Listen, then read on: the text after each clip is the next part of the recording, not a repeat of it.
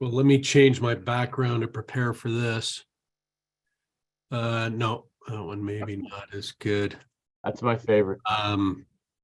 You like that love one that better one. than this one? Oh my God. Or, Yeah. or we could do this. Eldon, That's my favorite. Eldon, I have contractors that are here and I can hardly hear you guys, so it's probably not a good idea that I'm on this. All right. Okay. All I hear is banging in the background. No problem. What'd you say, Nick? No, I'm just kidding. So, Cody, you hopped in last second, and Dave Harms, I think you did hear what we're going to discuss, correct? Yes. How do I you didn't- get referrals? How do you get referrals? Oh, What's your okay. method of, Especially, how do you transition into getting the referrals? What do you say that people expect to give you referrals, and how do you really then collect them at the end? And what do you do once you have collected them? Do you have your client text for you? Do you call together? What is the process? good. We'll draw that out. My fear is every one of my advisors eventually just moves to only referrals. So they stop prospecting. When you stop prospecting, you don't need new client appointments. You don't need new recruiting. I'm trying to keep them building clients and not just feeding referrals, but it's just a natural process of the business, I think, the advisory business. So, but we'll talk about referrals. So Let's do it. I think we're live, so go ahead. are we live? We are Oh, live. Good thing I didn't say anything bad. So Gary Vaynerchuk, who I love, says he wrote a book called Jab, Jab, Right Hook. And he says, don't go in for the ask before you provide value. And we've got to be great at selling the value we provide, what makes us unique, why our clients are lucky to be working with us. And then, the ask for referrals, I think, is just a natural, easy process when people are sold on the value. But that's just me.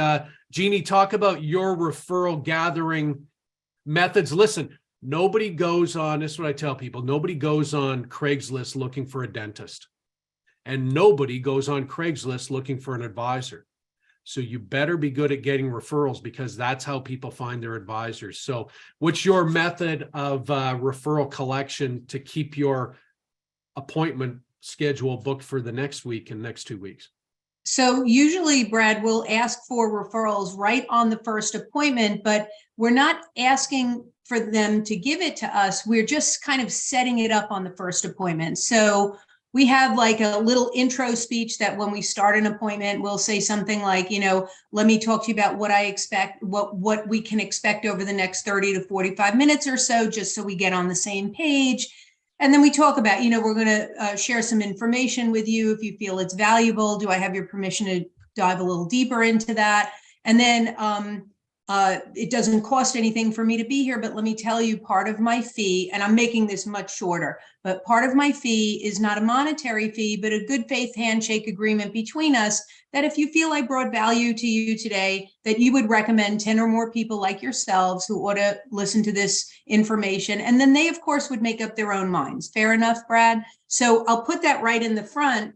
Then at the end of the presentation, when we're gathering the F&A data, we repeat it. So Brad, you did say that you were comfortable recommending people like yourselves who thought, could get some value from this. So my homework is to analyze this data and create a financial needs analysis for you. And your homework is to come up with people that you think could benefit from this, specifically people who are married, they have young kids, they own a home, they're between 25 and 55 years old. And then I might even say, does anybody come to mind now that we're done with the presentation? Did anybody come to mind? Oh yeah, a couple of people. What are their names? And I'll just start the list so that at least, if you're then sitting there with the list going, who did we think about again? At least we started the list and then you can fill it out. And then when we come back, we exchange, I go through the F&A and they give me the recommendations. So are you then calling the names or are you asking them to text them first to do an intro? What's your method of now reaching out to those names? So we always were calling, but since, this was, 25 years ago, we would call. Now with everybody having a cell phone, we do have a pre-text message that says something to the effect of, I just sat with somebody that really helped us with our finances. I asked her to give you a call. Her name is Jeannie Moretzi. When she does, please do me a favor and take a 5-minute phone call from her. We feel that you'll find it valuable. Yeah, that's And great. then I text that to them and they text it to their friend. Yeah, and include if you get them to include your phone number. Hey, this number is going to show up, because nowadays, who's answering the phone? I don't ever answer the phone unless I know the number that's calling. And so, great ideas, Dave. The biggest thing, Brad, if I could though, the biggest thing is not to ask for referrals, but not to ask for the person to ask if they could give their number. That's a big mistake. You've got to tell, so listen, Brad, I don't want to tell you how to talk to your friends, but if you ask them, can I give this person your number? They're going to say no, because they think I'm the $1,500 vacuum cleaner guy. So what I prefer is if you tell them, by the way, I met with somebody, this was super valuable. I did pass on your number. Please take a call from her. Brad, do you have a couple of people in your life that you have enough credibility with that if you said that to them, they'd be okay with it? Yeah. Those are the people I want. Great. Fantastic. Dave, anything you can add to that? Well, it is interesting what you said earlier about in our first 5 or 10 years, we didn't even think about referrals because you're recruiting, field training, you don't even have time to see referrals. So it's like, why do you need those? But then you do get to a point where you do need them. And also we need to get referrals for our teammates, for our new people that we're field training. We got to have a place for them to go in addition. So I agree 100% with Jeannie. She's such a pro. You talk about referrals before, you talk about it during, you talk about it after, you just kind of drop it in all the time. That's why we get so many referrals. As we go through this, think of all the people you're going to know that could benefit from this. The best thing you could do for Jeannie is help her out with some quality introductions. We grow by word of mouth, just stuff like that. But I think the 3-way text has really taken it to the next level. Our top personal producer in the base shop, Maurice, he already has the ring as a regional leader, and he sends a 3-way text with the client and a picture of him and the client. And it's like shooting fish in a barrel when he calls and sets up those appointments. So that might help. Sure. Okay, so you can't just drop that on us, man.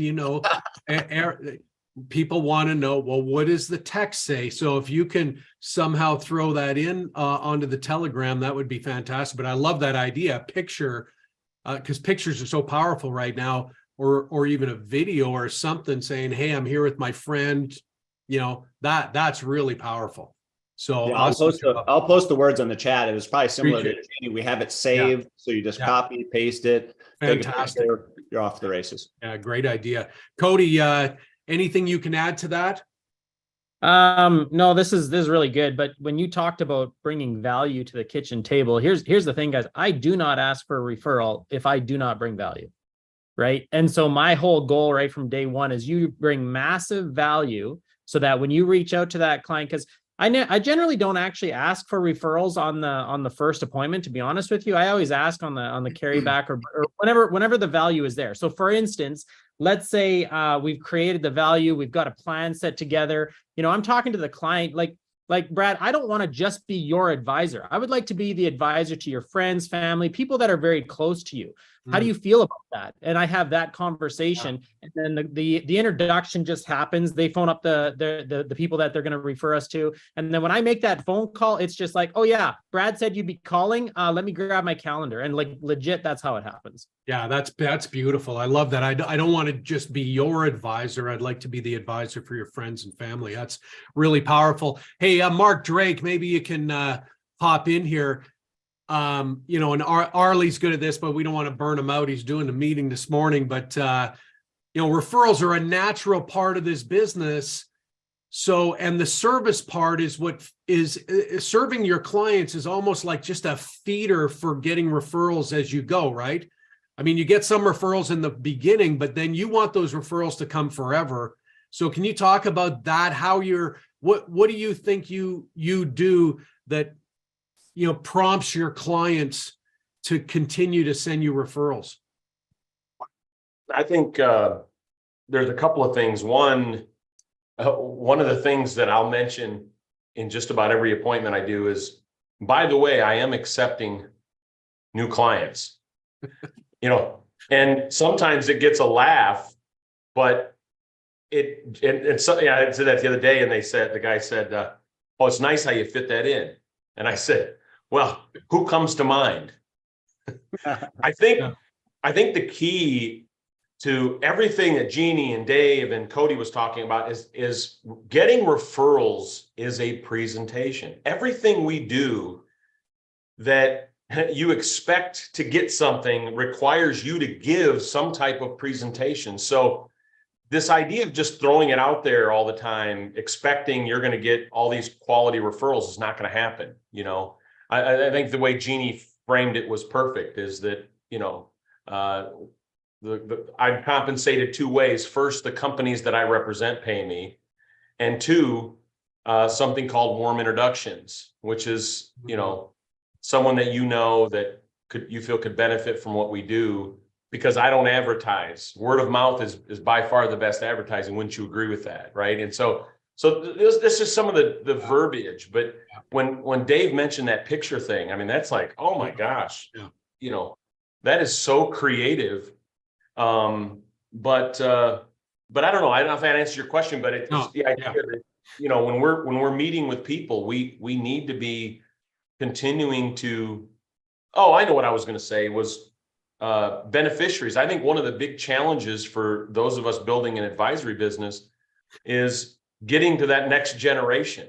And I love Cody, his point about, I want to be the advisor for your friends and your family. Is we want to be advisors for for not just our clients, but their offspring, right?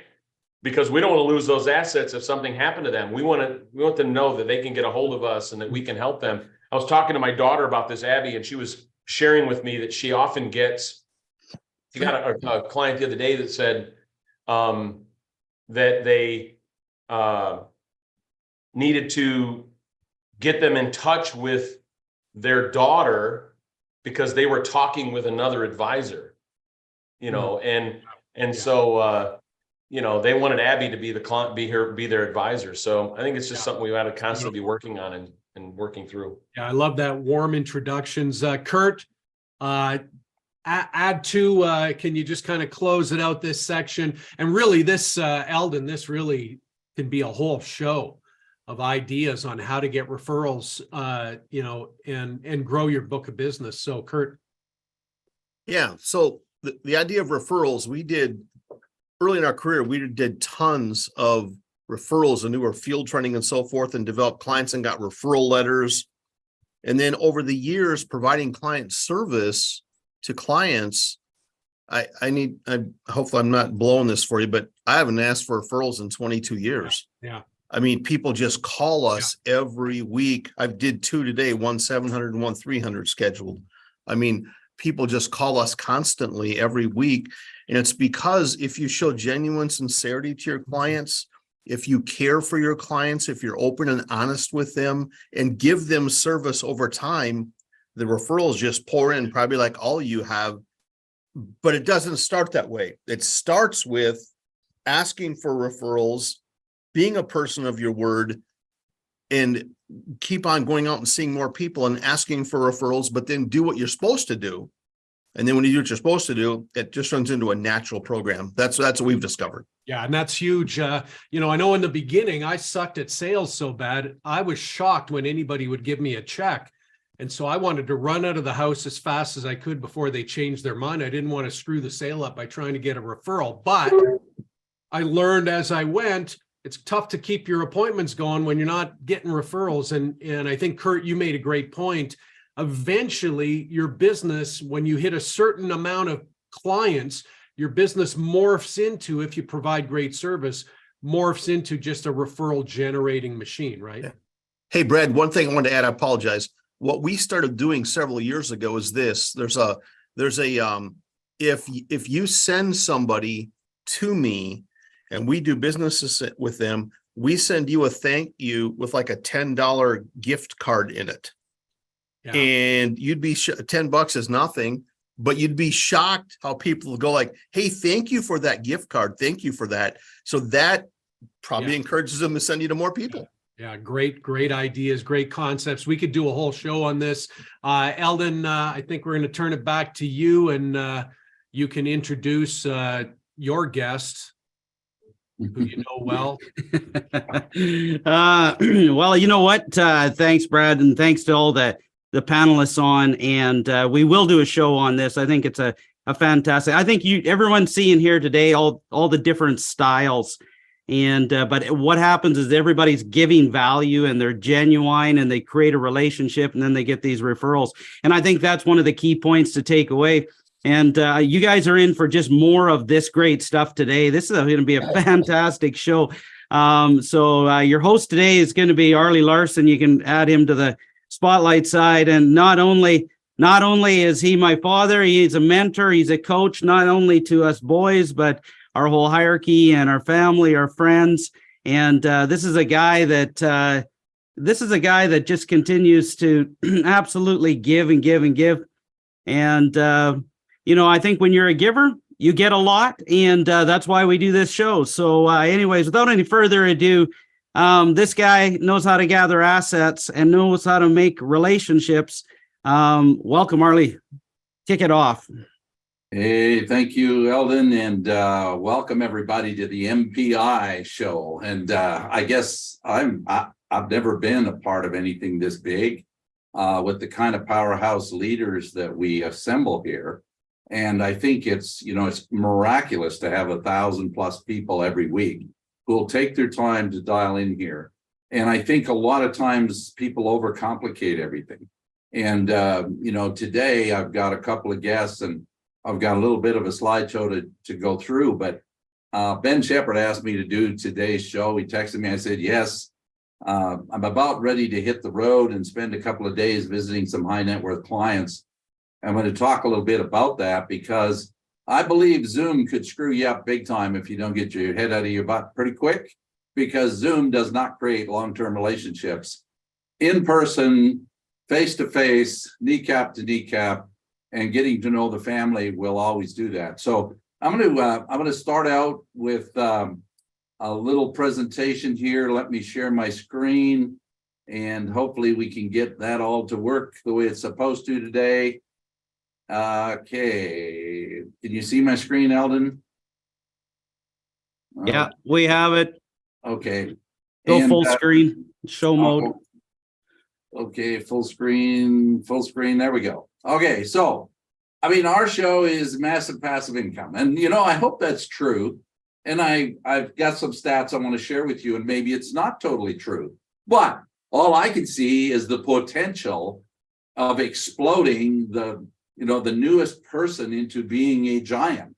And I think the company, Art Williams always used to say, where have all the giants gone? And I think the giants are here. But sometimes a giant doesn't understand they are a giant, because you're a giant when you take care of your business and create a relationship and you totally believe that family will be financially independent.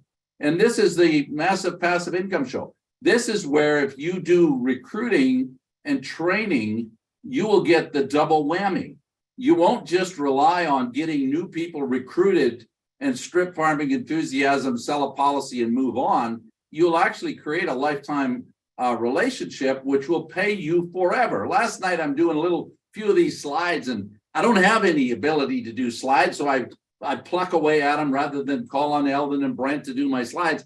I pluck away at this crap, and I'm sitting there at 9:30 and I'm trying to make up a few slides. And then I get a text or an email comes in and says, my client, I've got 50,000 in my bank account. Could we get it invested? I said, absolutely. And I stopped doing my show and I went over and I did the $50,000 DocuSign on the subsequent, and the money's invested this morning. And so this is the kind of stuff that you do to make income. Okay, that's personal. People say, well, I don't do that anymore. Well, that's fine. You don't have to. You make enough money. There's a lot of things that when we're out there. So today we've got some helpers on the show. I've got Eldon and Brent, who are background technology people. We've got Doug Jackson, who's the attitude. They put us together and carried us when we were, I say dumber than a bag of hammers. And I think, we got Cody Beckett, who's in 5 years built over $50 billion or $50 million in AUM, doing like 10 million a year for the last 5 years. Then we got Scott, who nobody needs to have an introduction for Scott to answer the questions. And so, but I have to start out, I could not possibly due diligence to this without having at least respected where this all came from. And I've shown this a few times. On the one side is Gord Jones. Gord Jones is not ever doing much on here, but he's the brains behind the FIN number and how to get the FIN number pulling to get your future pulling. And we all believed in the beginning that everybody in Canada and the United States could be financially independent. And so we came up with that whole concept. Doug on the other side, and these guys, without them, I would not be here. So they've carried me for the first few years, batted me around. And now as a team, there is no way that I would exist without these two guys. And I just want to say, publicly that they're two of the greatest giants in the business of Primerica, bar none. Doug and Gord have over $2 billion in assets now since we created that PIN number, and we've all gone to work and everybody's become wealthy. And so it's been a great ride, but I could not help but say thank you to these guys. This came out just this week, and it really is in the Investment Executive, and it talks about why clients really fire their advisors. And I guess if you're in this business and you understand what this show's about go get a client and then keep the client and keep the relationship so strong that you get referrals and you get assets, and it grows and grows and grows and grows, and you can't stop it if you try. If you start right, you will finish right. If you major in the minors, you probably won't get it happening for you. So that's just one thing. You can go read this article. It all talks about why you lose clients, especially if they're high net worth clients. I'm just right now, Royal Bank's trying to steal a $2 million client. I just sent a nice little 6-page reminder to the client of what's gone on. And the client said, hey, they don't have a hope in Hades of stealing my business. I just wanted you to give me your opinion about what they wrote me about why I should leave Primerica. It is like unbelievable stuff. You just couldn't believe that any advisor, so-called advisor, could write anything to a client like that. And the reason they write it to clients, they don't have a clue what they're talking about. And they're employees for the bank. They're not invested in a relationship. They don't drive out and see the client when they need something. They sit in their fancy office and try and steal high net worth clients. So the real question is, are you out there? And this article, and I'm not going to take the time to go to it, but I could send it out and it could go out onto but most of the people I know in Canada got this article, and most of you in the US deal with AGF and your platform funds. The most incredible guy that you'll ever probably have manage your money is Tony Genoa. And he's talking about no FOMO. You know what FOMO is? The fear of missing out. And he goes through here and he talks all about that. And then no TINA. What's a TINA? Well, there is no other alternative. Today, there is no other alternative. And the LTBO is the long-term buying opportunity. And he goes through this article, and I'll send it out there and we'll post it again. But if you really read it, you go like, hey, there is no other option than long-term buying and sticking with it. There just isn't any other way. So I always go back and I say, well, if I'm going to compete in a world, in the financial services world, I want to look at who's doing what. Because from the very beginning, and you today need to do this, you need to go pick out some people, and then you need to look at their stats and say, and so the Heroes book's out there on POL. It's right on the homepage of POL, and it's right down. If you go down to a white section on the front page, you're going to see the Heroes book. Well, the Heroes book was put together because a lot of us asked for this, because I want to know if some guy's, up shooting his face off, is there something I can take that I can use, or something I just get rid of? Because they posted all the history of the SNSD, the NSDs, the SVPs, and the RVPs that have at least 10 million in force with insurance and $1 million AUM plus 20 years in Primerica. So we're talking people that have been here for 20 years. And when you look at 20 years, it's a half of a working lifetime. What did they build? And so I always go to this and I look, and then I go pick out some people that I want to actually compete with.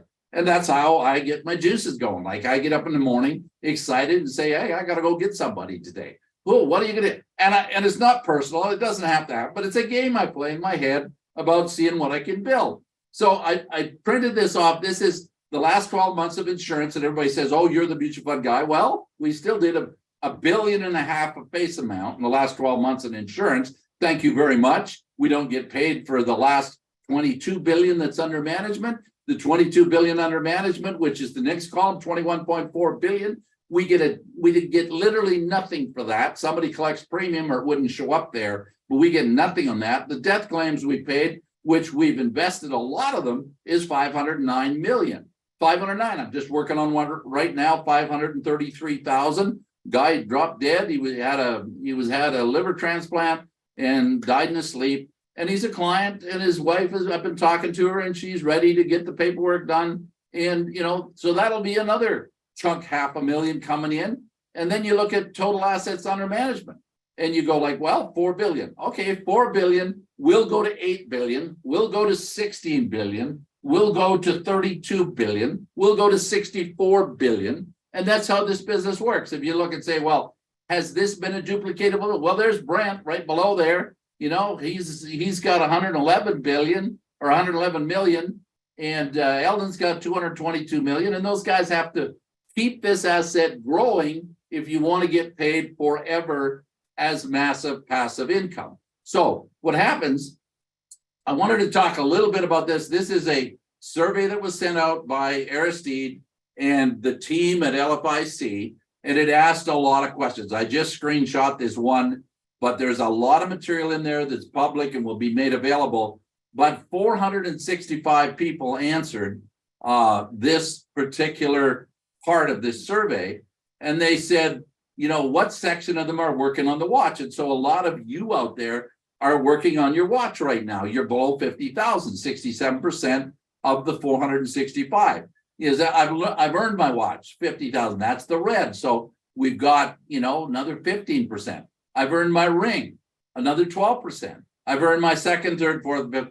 And quite frankly, some of these numbers are kind of skewed because most of the people that have kind of made it are sitting on the sidelines and they're not dialing into LFIC. They're not contributing, and they're not contributing to their hierarchies very much, and they're not even contributing to MPI. So because we care about the future of this company, and by the way, if you don't stick with this company, you probably got rocks for brains, because you could never find another compliant system that would ever put together anything like Primerica has, including what's coming, which you have never seen yet, that's going to help you become the professional in a way that nobody's ever done. And yet we got all these people, oh yeah, it's better over here, it's better over there. Stick with what you got and keep building, because it's not about the company. The company's doing everything they can to make this the best opportunity in the world. But if you take a look down here, how many people actually, they say, how many plug into the following trainings? Well, in LFIC, you've got 300 of those 425 plug in always. You've got sometimes, and then you've got never. And then when you go to the MPI securities, hey, we got, almost all of them plugging into MPI boot camp. And, never is just very few of them. And then you got the CRM training. And, not quite what we'd like to see there sometimes. And, the nevers and the always are not as high as they should be, but we're changing that. And we'll probably change a lot of that stuff that'll really attract people that want to get their income back up into that 100, 200, 300, 500 million dollar. What about the O&O show, the Omar and the Orender show? I don't know. I don't plug into it, but it looks like there's a lot of nevers, and I don't know how you plug into it. The big hitters, I've never plugged into it in my entire career, but I understand a lot of people have. And then the RVP locker room, which is the company's driven. And I go like, hey, this is what it is. This is the, so what can we do? Hey, we can do a lot. And that's why Doug sent me this book the other day, and he said, this is the history of the United States in 5 crashes. A great book, a great read. Not going to educate you totally on how to go out and create a relationship, but it's going to give you a lot of background as to why you don't need to worry about the markets, and you don't need to worry about all the stuff you're worrying about, because it ain't going to affect anything that you do in the future. What's going to affect what you do is how well you get at setting PIN numbers, recruiting to the shortfall, getting those people in the field. I just had a guy yesterday, we sent in his insurance paperwork and his mutual fund paperwork. and he will be duly licensed. He says to me, I need a game plan. I want to quit my job. I said, you quit your job, you find someone else to train you. I said, you're not quitting your job until I got you to 30 kitchen tables and we're going out on the road with you. The minute you got both licenses, we're going on the road. You'll make every dime we put into the system, and you're going to learn this business right. You're going to be making six figures in 6 to 12 months. And if you're not, then you go back to driving a truck. He's been driving a truck, wanting to quit. He's 25 years old. And I go, if I can get that kid to be an SNSD or SVP or whatever, hey, I just say I love doing that, because that juices me up every day when I can see somebody wanting to do that. Brad did this screen. I just stole it. For not being $100,000 income earner in 2023, there is no excuse. None. Zero. The only thing you're not doing is seeing the people. If you're not seeing the people, guess what? You cannot possibly make this business work. And I'm going to stop my screen share there. And I just want to say, hey, there's a lot of times when you might be out there and you might be thinking, oh, I don't know if this is for me. It's not for any of us. We all thought that. You'll say, well, I don't know if I can build a team. Hey, you got to invest in the people. The people you invest in are not going to leave you. The people you think are just going to get that you want to leverage are going to leave. We don't have people leaving because we care. We care enough about the people that I worry about them. I was thinking about a guy this morning. I haven't heard from him in a while. I'm going to phone him up. I'm on the road shortly to drive for 4 hours, and I'm going to call people the whole time I'm on the road. What are you doing? Why aren't you plugging in? What's going on? Can I help you? And, maybe they won the lottery. I don't know, but I want to get a hold of those RBBs. We've got 157 of them. Some of them are always a little bit sick. It's like you got to get a hold of them. You got to find out what's going on. And that's what we do. We always on top of our people because we own our business. Primerica's not going to look after them. Who else is going to look after them? You either look after them and grow your business. And you know what? It's time to go to Doug. Doug Jackson is the most incredible human being on the planet. He never once thinks about what can I do to get Arleigh to do something for me. He's never once known probably how he gets paid, which I've asked him a few times. He doesn't really care to know. And the reason he doesn't care is nobody's a dollar bill to Doug. Doug is a human being that really cares about human beings. And that's why I have had the opportunity, and our family has the opportunity that we have because of guys like Doug and Gord Jones. So Doug Jackson, $2 billion under management, $1 million earner, take it away. Thank you, Arleigh. Thank you, everyone else. What a great setup. I loved all the discussion about referrals. I used to, when I was in presenting at kitchen table, I would say to people, how many people do you think really need to know this information? And they'd say, everybody. And I'd say, well, can you think of one person that you'd like to give this to? Just one. Oh, okay. Yeah, you need to talk to my brother. So that's how I used to get referrals. And but my subject today is about attitude. And I'm going to share my screen. And I hope this will come across okay. And I have a presentation here that's good for, I think it's a 2-hour presentation. And there's 3 big subjects here. And the one is think as an investor. Number 2 is become relatable in a world longing for trusting relationships. And decide who and where you want to be in a massive world of opportunity. And so I'm only going to have time to talk about think as an investor. And the other subjects are a part of it. And the overarching view is attitude. Hey, And, Doug, can we get you to throw that in full screen mode on the? Yeah, sure, no problem. Awesome. There you go. How's that now? No, it didn't work. There we go. Awesome. And so, okay. So I when you and I love that survey that shows that most of the people on the call are below 50,000. So this little presentation is geared for you. This is perfect for you because you need to go to the field with a very strong, sound, solid belief that, and those beliefs will shape your attitude. And it's very important what your telling yourself. That's way more important than what you're listening to and about yourself. And because you have to talk yourself to your future. The world is so full of negativity and all the row that's out there about how things won't work, never will. And so you have to have a solid attitude when you go to the marketplace. This information comes from Jeremy Siegel, a buddy of mine, who has written some very, very powerful books. And this is all this information comes from the first 39 pages of, I think, a 450-page book. But this is very powerful. Pessimism always outsells optimism 3-1 in book sales. If you don't have negativity in your book sales, you'll never sell books. You got to have negativity to sell books. And since the natural opposition is there, most individuals are basically, most of us are generally optimistic, and so it's really interesting how that works. Naturally, we are. This is all just common stuff, right? The doom and gloomers control both the airwaves and the printed page. And that's the reason why a lot of times you can't listen to what you're telling yourself, because you get so full of the negativity and how things won't work. And it's interesting how the seers who accurately predict market crashes are given special place, because even if virtually most of the time they're wrong. And isn't that true? The seers, they seem to be able to capture all kinds of airtime out there. Now, this is the page I want to spend a little bit of time on. And this is I got to change my view here, because I don't like watching myself. There. Okay.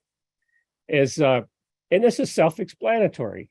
This is 200 years of stock returns, 200 years of bond returns, 200 years of T-bill returns, 200 years of the effect of the value of gold, and 200 years of the value of the US dollar as real return indexes.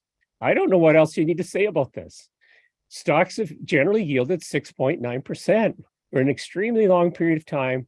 And this has to go in so deep into your psyche that nobody can blow you out of the water. This is part of forming your attitude. This is part of the fabric of who you are and how you can deliver at the kitchen table.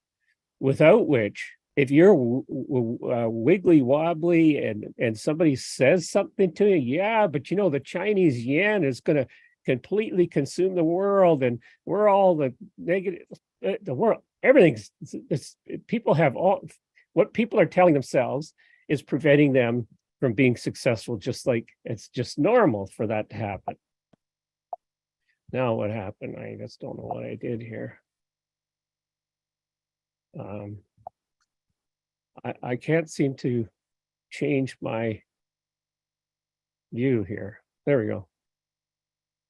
It's interesting how the stock market has the power to turn a single dollar into millions by the forbearance of generations, but few will have the patience to endure the wait.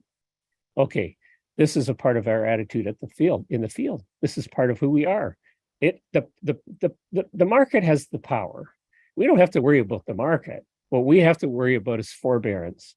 Forbearance for 15 minutes, forbearance for 5 years, forbearance for the duration of your career, forbearance for generations. Choose the time. What time? Most people want to invest very little over a short period of time with a guaranteed rate of return. That's what the world tells you that you need to do. How's that going to work? Not even possible. You have to have three things to have a solid return over time. You need a length of time. Most people need a longer period of time, but most of us only have a short period of time, actually. A lifetime in the investing world is short. My dad, when he died, he had $1.5 million, and he had always invested his money in real estate, in not really real estate like in a real estate investor. He was a farmer, bought the farm, sat on the farm, invested money in GICs off the farm, saved roughly 20% of his income. Anybody that knows anything about investing knows that that'll actually work for most people. And so he ends up with $1.5 million when he retires, or when he died. Actually, he had that when he retired, but also had that when he died. So he dies, the money is divided between 6 children, and they all do different things with that investment. And so the forbearance of generations is just nicely getting started. Like $1 million invested at the beginning of the market would be, if you had $1 million to invest in the market 200 years ago, and you left it there, and all the accumulations that go with that, that one investment would be worth more than the entire amount of the market today. That's amazing to me. $1 invested in capitalized weighted portfolio in 1802, with reinvested dividends would have accumulated over 54 million by the end of 2021. You need to know this. We all need to know this. We all need to be reminded of it. But the deal is, it's rare for anyone to accumulate wealth for long periods of time without consuming part of his or her return, which is what kills most investments. The long-term stability of returns has persisted despite the dramatic changes that have taken place in our society during the last 2 centuries. That's the last 2 centuries. Never mind the last 30 years, the last 40 years, the last 50 years. You will all know that if you study the market, that it's impossible not to have preserve your capital. It's impossible not to maintain your spending power. It's impossible to actually take any kind of a capital loss if you invest your money properly in a diversified portfolio for anywhere from 10 to 20 years. It's impossible. There's never been a period of time where that's been possible to do that. Now, this is a big caveat, and this is what you're dealing with in the marketplace every single time. Stability in the long run, returns on stocks is no way guarantees the stability in the short run. And there's that word, guarantees. If you're dealing with short run, short everything, short anything, which is usually the length of time for the next newscast, you'll never be an investor. You'll never have the confidence to be an investor. You'll never have the confidence to help other people invest money. You have to know what the market is and what it isn't. And what it is not is a place where you can put money on Friday and expect within 3 months to have some kind of performance. It's not that way.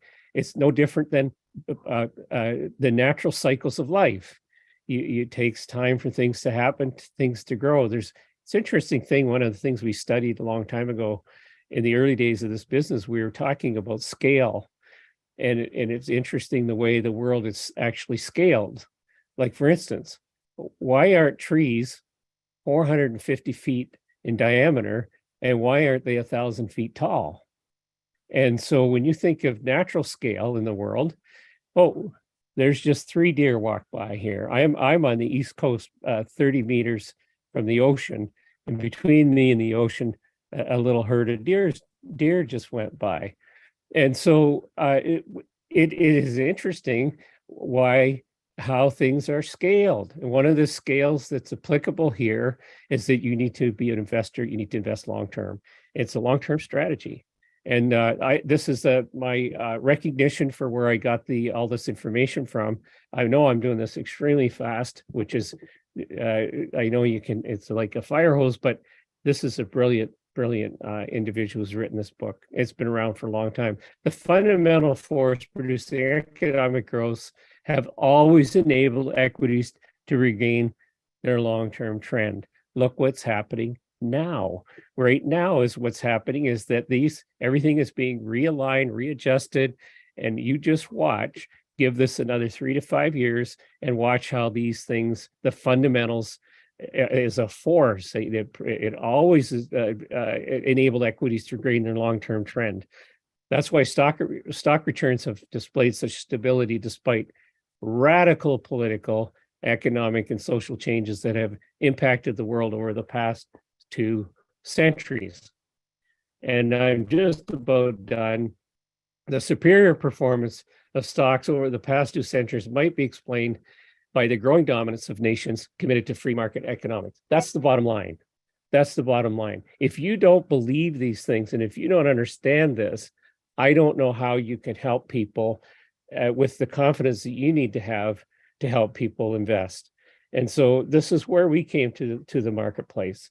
This is us. This is who we are. We believe these things, and we believe and are committed to the free market economics. And if that's not going to happen, and if that's not going to happen over the next 30, 40, 50 years, then we should just simply all be crawling under a rock. But if we think there's a possibility that could happen, then the investing in a diversified portfolio in the market is what has to happen. And this is all a process of thinking, which really isn't that hard, especially when you have the resources we have. The second part of my program,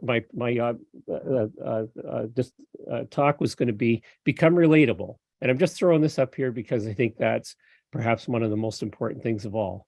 And what do people want to relate to? They want to relate to somebody who has the confidence, and so that they can be helped to where they want to be.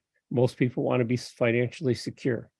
I'm going to digress here just for two minutes, and I want to draw your attention to something that I think about a lot, and you don't think about at all. And most of you don't think about this at all, but I want you to think about this for just a minute.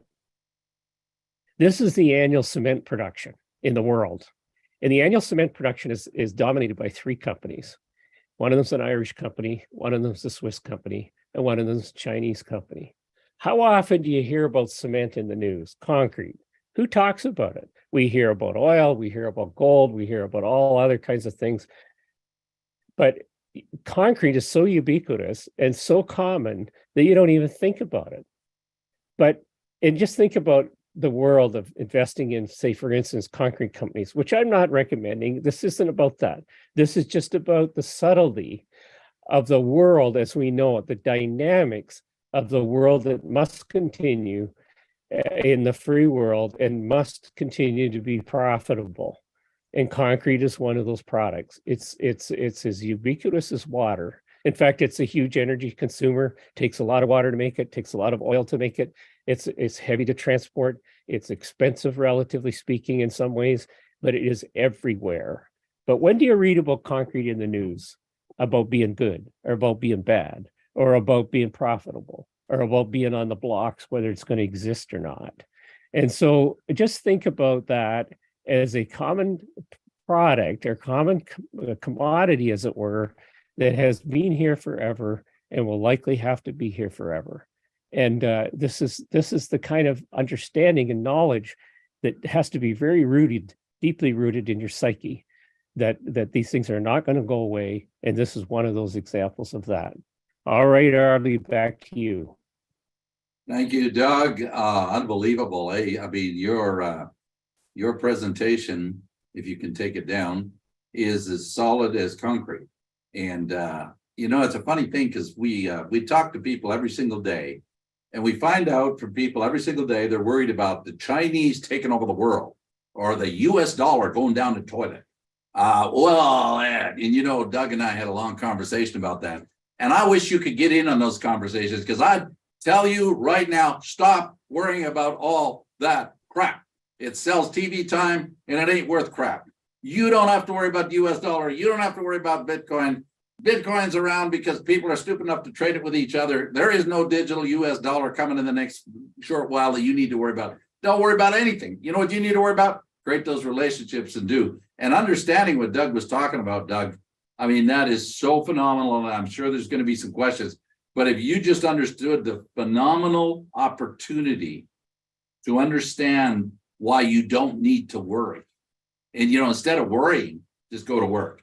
So thank you, Doug, very much for that. I think we have got an endless amount of talent. We've got an endless amount of great fund managers and advisors. And I spent some time with McKinsey, with one of their managers, and I said, who trained you 25 years, 28 years, been in the business. He said, Tony Genoa.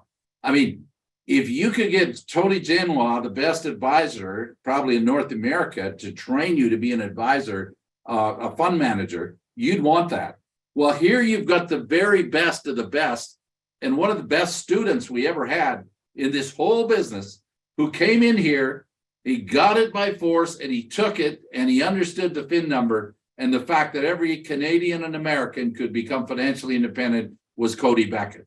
Cody Beckett just went over 50 million in assets, and his goals are so big, and he's so ready. And I asked Cody to come on and just share a little bit about tools. I know we got 1,500 people on this show, and a lot of people don't even know that all the tools that Cody Beckett has at his disposal are available to you in POL, and you don't even know they exist or use them. So Cody Beckett, give us your little uptake and share with us what you do to make the kind of assets flow in that you have coming in.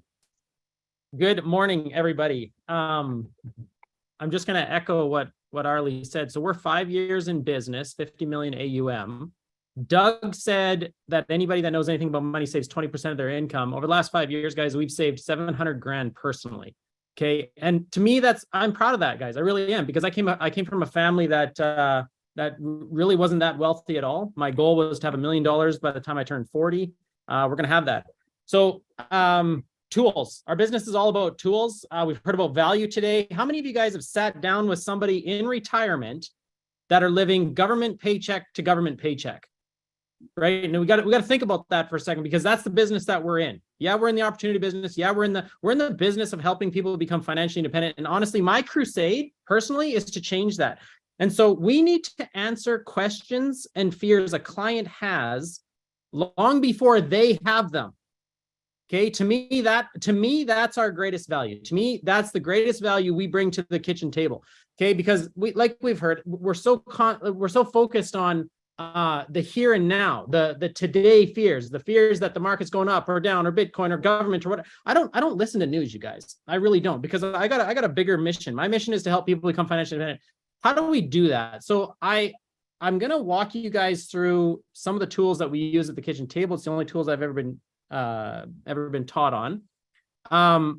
Let me just share some stuff here. I need to download a plugin, so just hold tight, guys. Oh, not sure if maybe Doug was trying to share something. This should only take a second. It should connect, but I'm going to walk you guys through kind of what I do at a kitchen table and or behind the scenes, both through a FIN number and through Morningstar. I want you guys to understand where we're going with all this. Now, Arleigh, give me a thumbs up if you can see my screen there. I got it. Sweet. Okay. So one of the tools that I use is I use just a blank piece of paper. And whether you draw this out or you print this out, essentially, this is what I walk into every kitchen table with. I cannot sell life insurance without knowing when they're going to be self-insured. How do we figure that out? Well, we figure that out by setting a FIN number and finding out where they are, right? I can't do an F&A without figuring out a FIN number. Yes, the F&A does the FIN number, but here's the thing. If we do a FIN number and we find out how much a client needs to save, then we can go back to the F&A and find out when they're debt-free so that they can either increase their savings or find out where they're on track for. You guys understand what I'm going with here, right? So I'm just going to do a little case study here today. And we're going to sit down with two 30-year-olds, okay? They both make $80K a year. That's their income. Now, while sitting with them, we find out that if they were retired today, completely debt-free, they would need about $100,000 a year to live on. And that's what they could retire on today. If they were debt-free, kids have moved out. Okay, I asked that question up front. Now we know 65's up here, 85's over here. They've got 35 years from where they are to where they're going. And I'm going through this quickly because I want to talk to you about the tools, okay? So this is how I start. Now, the first tool I use is, in order for us to understand what this looks like at 65, we need to understand inflation. And that's where the index chart comes in. So I carry an index chart with me. You guys can find it. If you don't have one, contact your fund company. They'll give you an index chart, but you can even just Google index chart. It's out there. Here's an index chart. This one's through AGF. It shows basically the US and Canadian economy since 1934. Okay, I'll zoom down here. You can see 1934. There's one line here I focus on for the most part. That's the black line. That's inflation. And that's 600 goods and services we use every day. Egg, sugar, flour, milk, the stuff that a client is already buying, putting in their grocery cart, going through the till with today. But if they bought $1,000 worth of groceries in 1934, today they need 20 grand, 21 grand, okay? So a constant in their life and will always be in their life is that 3.5% inflation. Once they understand that, guys, and I spend tons of time on that chart, once they understand that inflation is going to be something they're going to deal with the rest of their life, okay? So the question becomes, what does this 100 grand look like at 65? Now, to understand that, we need a calculator. This is the calculator that I carry. It's the 10B2 Plus calculator. I'm going to show you guys here in a second, just on a different screen, how to calibrate that. But just using the numbers across the top there, N is number of years, IYR is interest per year, PV is present value, PMT is payment, and future value is the future value or the FIN number. So in this case, we got a couple that said that they could retire on 100 grand a year today. Inflation is 3.5%. That's 3.5 IYR. They got 35 years to where they're going, so 35N. Adding nothing to it, so 0 PMT, you just hit future value. We've got a future value of 333,000. What does that mean? That means in 35 years, they're going to need 33,000 to buy what 100 grand buys today. The client understands that because you've already introduced the index chart, talked to them about inflation, right? Now, inflation doesn't stop. So 55 years from now, when they turn 85, and all you got to do is 55N and hit future value, bam, you got 663,000. So again, that's the tool that we're using here is, okay, the calculator shows us that at 65, they need 333,000. At 85, they need 663,000. I know this is a presentation kind of showing the tools, guys. I'm hoping that it does help, because in this scenario, I talk to the client, say, you know, at some point we need this pot of money. This is the FIN number that we talk about, right? And so let's say we took this 333,000 and we multiplied it by a factor of 15. That's about $5 million, right? I never leave the kitchen table without explaining to a client why. Why do I need $5 million? And we're going to go into that in just a second. But if you've explained the index chart, client understands inflation, they understand they need something, right? And they also understand that you're going to show them why. So in this scenario, I'll ask Mr. or Mrs. Smith here, I'll say, how much of this $5 million do you have saved today? And let's say they say, well, we've got about 120 grand. Okay, they got 120 grand saved. What would they need to save per month to get to $5 million? Well, let's just run a few different scenarios. Maybe their investments are doing 9%, maybe 8%, maybe 7%. And how do we throw that into a tool? Back to our calculator and just check this out. So $5 million, we don't have that yet. So we enter that as a negative. Okay, that's the plus minus button there. That goes into the future value slot. Client has $120,000 today. They have that. So we just enter that as a positive. If their portfolio, say, averages 9% for the next 35 years, the payment becomes payment per year.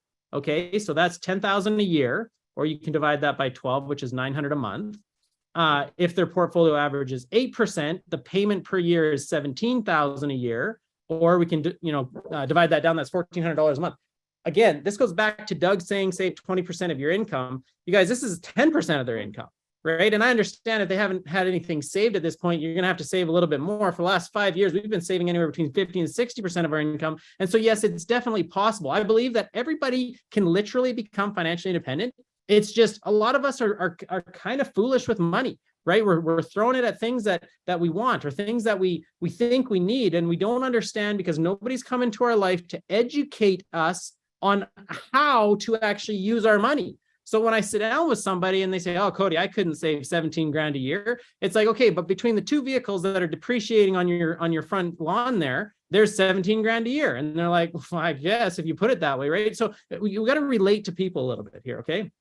So I'm going to go back to the FIN number, and then I got to change screens here, guys. But at 9%, we're at about $900 a month. At 8%, it was like $1,400, but I'm going to round it up to $1,500 a month. And then if you just did the calculation, 7%, you'd be at $2,000 a month. Now, when we go through this process, this is on the live too long side of it. This is, I mean, there's two risks in life, die too soon, live too long. This is on becoming financially independent, right? We also talk to them about the life insurance side of it, because here's the thing. How do I sell a life insurance policy Am I selling a 10-year term? Am I selling a 35-year term? I'm never going to sit in front of a client and say, well, what can you afford today, Mr. and Mrs. Smith? Okay, I'm sorry, guys, I don't sell life insurance that way. I tell a client what they need and I give them all the reasoning behind it. And the reason for that is because people will pay money for what is important to them. And if you educate the client, all of a sudden well, I can afford $100 a month turns into, you know what, I could actually afford the $200 a month because it makes sense, right? And so if you look at it, this scenario here, I just want to run this real quick. Right now, they might have a high need for life insurance, but at some point, their need for life insurance falls off when they're self-insured. What does that look like? Well, let's say we let's say we share with them a game plan where they need to save $1,500 a month. Okay, we go back to our calculator. They got 120 grand today. $1,500 a month is 18,000 a year. If their portfolio averages 8% over the next 10 years, they got 540,000. The next 15 years, they got 900 grand. In 20 years, they've got $1.4 million. Well, on an $80,000 income, what's our recommendation, guys? Is 10 to 12 times their annual income, right? It's $800 to $1 million. So my recommendation is 15 to 20 years, depending if they're going to take the decreasing end term or not. Does that not sound like a pretty rock solid game plan? Like, to me, it is. Right. And so when I'm sitting with a client saying, oh, a 10-year term costs $80, but a 20-year term costs 160, and the client says, oh, I better take the 10-year because it's only $80. I don't show that, guys. I show this first. And then I say, let's talk about what a 20-year plan costs. And they're like, okay, that makes sense. Right. Because again, it's made sense. Now I'm just going to stop this share and I'm going to share a different screen here because I want you guys to see this side of it. Now, we all have access to Morningstar here. I'm probably going to run out of time on my run out of time today. But when you go into POL, I'll just walk you guys through this quickly. There's a tab in here called Morningstar, and maybe technology will be against me today. Oh, here we go. Okay, so you log into your homepage. Okay, across the top there's a tab that says Products. You're going to go down to the investment. Scroll to the bottom and there's Morningstar over here. So you click Morningstar. Canada, we click Hypothetical Illustrator. You can on the US side of it too. I don't know what the US side shows, so it's going to be very similar. But we're going to go into Morningstar here, and we're going to open up a new illustration. And I just want to preface this, guys. It's not about the investment that I'm using. It's not about the taxes that it doesn't show. It's not about, you're selling the idea of what's actually going to happen in their life. Okay. And so we've just got a fund loaded in here. It's been around for ages. And just to give you an example, since inception, this fund's been around no, that's the wrong one. Sorry, guys. It has been around since 1930 something. Let's go here.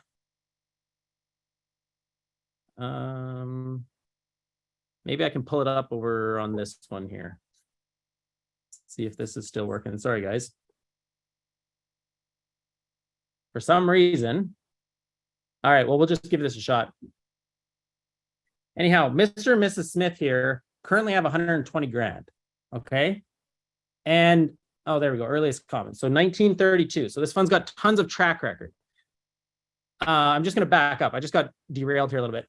On investments, you're going to enter in your investment in here. You're going to search it, download it. Once it's in here, you can go into the buy tab. Once you're in the buy tab, then you can play around with it. So we know that they have 120 grand invested today. So I'm putting that in there as total value. Okay. Now, in our scenario, I want to take the client back to today, but stretch it forward 55 years till they're 85 or till they're 90 or whatever that looks like. Right. And so what I'm going to do here is I'm going to go since inception now, or sorry, customize. That's what I'm looking for.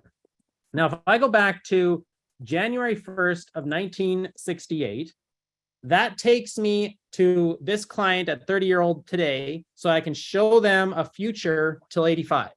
Okay, they got 120 grand here. We got 100% in this portfolio. Then I go into the buy sell tab. Now, under the buy sell tab, you've got invest, withdrawal, and withdrawal percent. However, if you drop down on this other scenario right beside the investment fund, you'll actually see a custom tab here. And when you see a custom tab here and go into this, what you can do is you can actually map out the entire portfolio.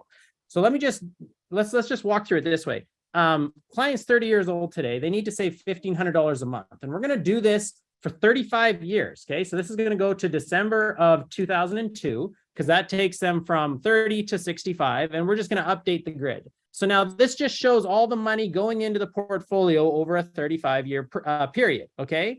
Now in 2003, January of 2003, we're going to assume that the client's now 65 years old. They're going into retirement. So what I've got to do here is I got to change the end date. So we're going to go 03 of 2023. So that's just the end of last month.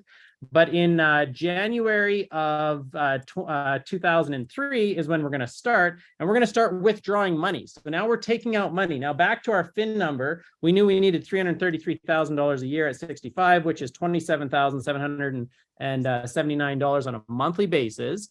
We have to increase that by 3.5%. So we got to take out 3.5% more from the portfolio every year just to keep up with inflation through retirement. If I update this grid, now it shows the money coming out of the portfolio. So we've seen money going into the portfolio for 35 years. Now we're going to see money coming out of the portfolio for at least 20 years during the retirement process. Okay. So now we just hit OK and we generate this report. Now, as you guys get good at this, we actually do this right at the kitchen table now, right in front of the client. And this kind of goes back to the whole, how do I get referrals? By showing massive value. How do I get them to invest more money? By showing massive value. How do you move money at the kitchen table? By showing massive value. We want to paint a picture for the client because we're in a very visual world, you guys. Everybody, they drive down the street, they see something, they want something. We need to paint that for our clients, okay? So now let's just look at what we've got going on here. We've got 1968 to 2023, a 55-year window. Okay. And what happens here is in January of 1968, assuming that's today, the client's got the 120,000. They move that in, we pick that up as a rollover. Then the client's investing $1,500 a month, which is $18,000 a year. And it's right there, 18 grand a year. And for 35 years of their life, guys, they do that. And here's what happens. The client invests $750,000 in total. Now they get to 65 and they start taking the money out. The first year they take out $333,000. The next year, 3.5% more, $345,000. And I understand that I'm going through here quickly because I'm limited on time, but take time with your clients on this, guys, right? Because here's what's happened. And I'm going to show you guys something like how we get over the whole, oh my goodness, the portfolio is up this month or it's down this month. This takes care of all of that. The client doesn't focus on that after we go through our presentation. I'll show you why. So come 85, this is what's happened now. Mr. and Mrs. Smith, we're sitting here. You're 85 years old. You invested 750 grand. Okay, that took you from age 30 to 65. But from 65 to 85, you took out $9.5 million from your portfolio. You still have, sitting here at 85 years old, $3.3 million left in your portfolio, and your overall return for 55 years has been just over 8%. Brad, how does that make you feel? Right? You start thinking about this, guys. Now, Brad, if you were to introduce me to some of your friends and family and I could be their advisor and I could do this for them, how do they think that they would feel about you? Right? I ain't recruiting people to a pyramid scheme, guys. I'm recruiting people and I'm recruiting clients and I'm recruiting referrals to something that actually works. Because here's what's happened in this entire process. Brad, do you really care about the negative 3.8% year we had? Do you really care about the 12.7% year we had? Or do you care that for a minimal investment, you will never run out of money and you're going to leave a legacy to your family? You guys understand that these are the tools we have at our fingertips. This is what, if you're moving money, this is what you need to be showing. Now, the other thing that we do too, and I know, again, we're kind of running out of time here, but we have a 90-day follow-up program. That's a tool that we use. It's a tool that you guys, should be creating. But every 90 days, we're phoning our clients. And this is what I do when I sit down with a review. So let's say Brad he got involved with me here and we're in year 3. Okay, or maybe we're year 2, or maybe we're in week 2. I print this off and I say, Brad, let me show you what you're on track for. Okay, because maybe he got lost in the whole, the negative 4% year or the negative whatever percent. Maybe he got lost in that. I don't know. Okay, maybe he got listening to the wrong news. I don't know. But when I sit down with Brad, I'm saying, Brad, let me talk to you about what you're on track for. Currently, you guys got $130,000 saved. You're doing $1,500 a month. This is what it's going to look like. You guys are going to put in $750,000. You're going to be able to take out about $9.5 million. You're going to be able to leave. And here's what I've found through the last 5 years. When I'm sitting down with the clients during reviews now, they're telling me, Cody, are we still on track? Are we still on track? They look forward to that because that question that we answered or maybe even created for them that they didn't know they had back when we first met of, you know, what do I need to retire on to remain comfortably retired? Here's what happens, guys. When a client's 30 years old, they ain't thinking about retirement. But when they're 60 years old, when they're 65 years old, when they see grandpa and grandma living on government assistance, they're thinking about it. When you get to clients that are mid 40s, early 50s, that's their number one fear, right? And so if you can answer that question ahead of time and create that value, there's no one else that they refer people to. You are the guy, right? I'm going to just touch on a couple things here. I mean, the biggest problem that we have is not getting on enough appointments, right? And so this has been my philosophy. I mean, if you can't go out there and ask somebody today, hey, by the way, you know what? I've enjoyed our chat today. By the way, do you buy insurance? Do you buy investments? What would it take to earn your business? Because I want to work harder for you than anyone else has. And they say, well, how do you do that? And you do this presentation. This is a 99% closing ratio, guys. Anyways, Arleigh, back to you.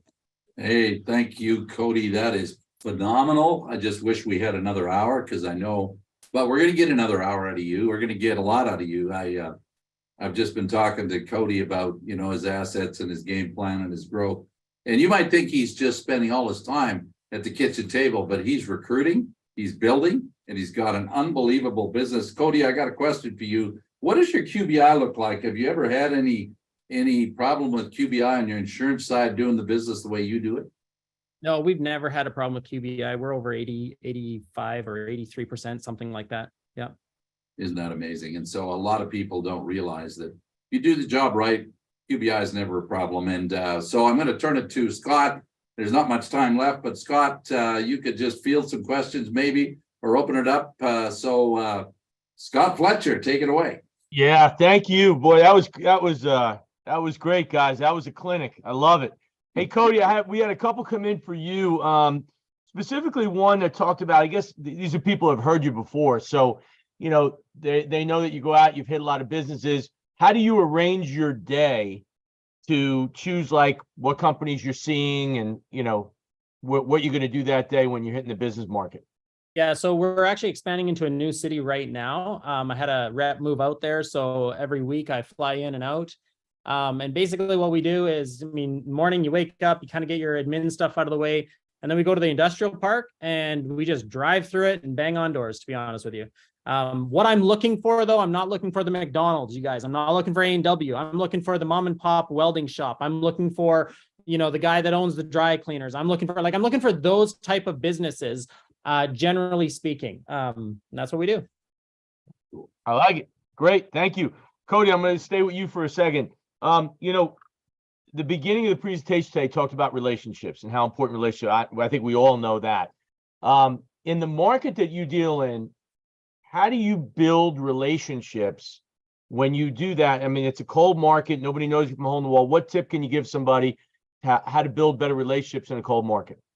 Okay, so everything's visual to start with. I wear a coat that says Primerica and PFSL Investments on it. I am not a silent agent. I make sure that I'm branded. I walk in, I make sure that have a dress shirt on, have some, do not overdress, you guys, but don't underdress. If you're like, right, you see, I think there's people that understand this.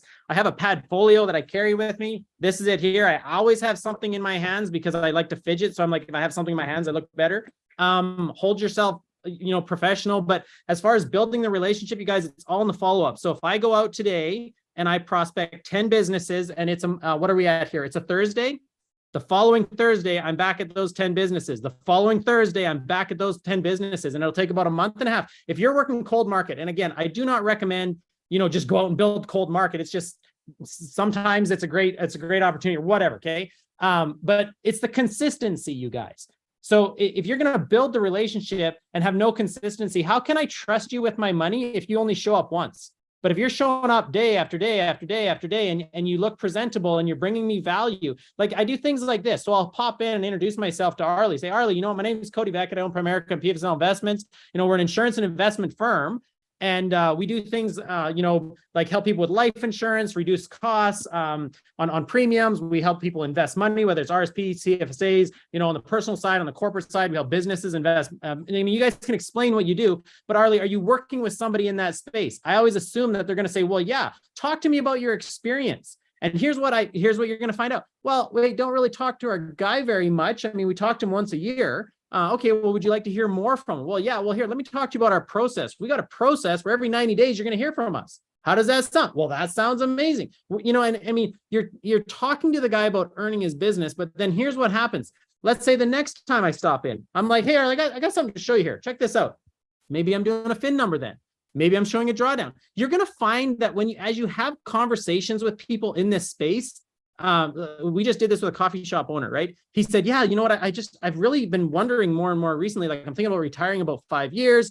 I just don't know, like, how much money do I need to retire on? And it's like, well, you know what? That's a great question. You know, maybe we'll bring you back some information. So the next week we went back, we had a whole drawdown. It blew his mind. He's like, this is phenomenal. Guy moves in $1.5 million, right? So, I mean, and again, it's being consistent. Always, it's the follow-up, guys. It is the work is in the follow-up.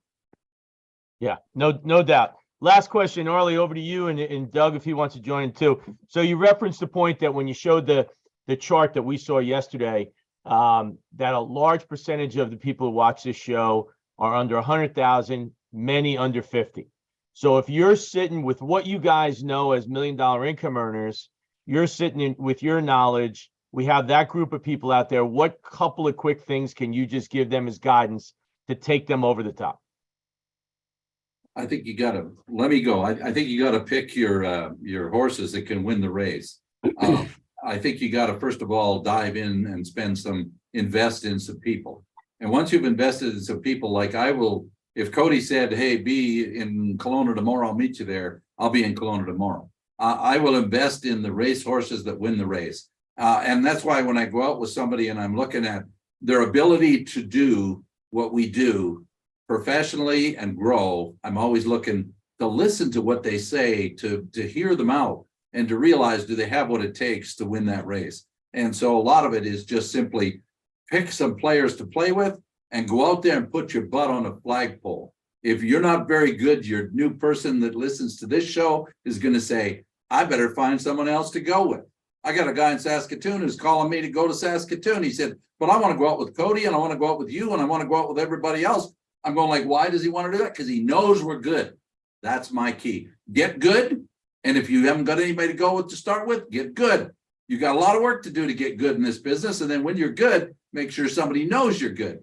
It's like your client. I mean, I'll work harder for you than anybody ever did, and nobody will ever steal a high net worth client of mine. And they won't steal my agents either, because I made up my mind that that's my business. It's not Primerica's business. It's my business. I'll invest in the people. That's my key to the whole deal.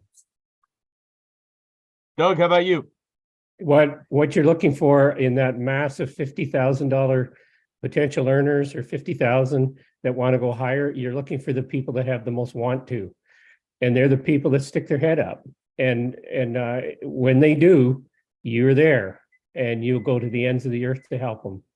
And that's what you're looking for. You can't do it for them. They must have something in them that makes them recognizable as people that you want to dedicate your time to. And that's what my piece is to those $50,000 earners. You got to wake up, you got to think, and you got to desire it more than your contemporaries. You got to chase it.